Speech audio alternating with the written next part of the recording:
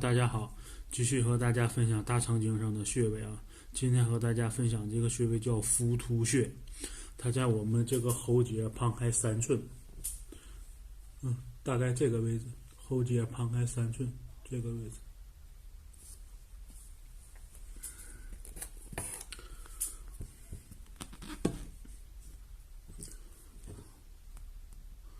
浮突穴。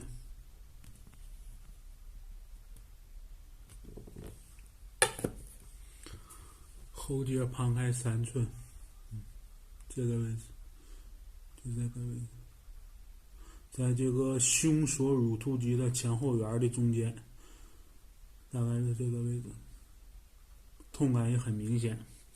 它这个浮突穴对什么效果比较好呢？一般也是对这个咽喉肿痛这一块的，然后咳嗽啊、气喘呐、再就是这个甲状腺的肿大，它有很好的效果。声带有小结，效果都很好。这个浮突穴，这个穴位也是不要太用劲儿，一般我们可以这个拇指和食指一起，这么轻轻的捏就可以。或者你可以单独这么捏也行，这都可以。就在这个位置，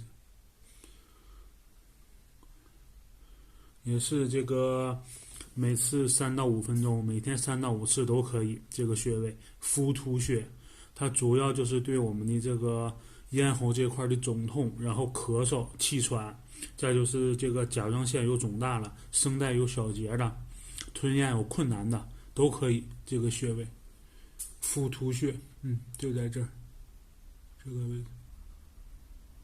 这个穴位也可以灸，但是不是太好操作嘛，还是建议这么轻轻的拨就可以了，就不需要灸了。因为你自己拿艾条什么的吧，不是太方便弄这个地方，别再烫伤了什么的这个位置，所以就自己这么拨一拨、捏一捏，效果就很好。好，就分享到这儿吧，谢谢大家。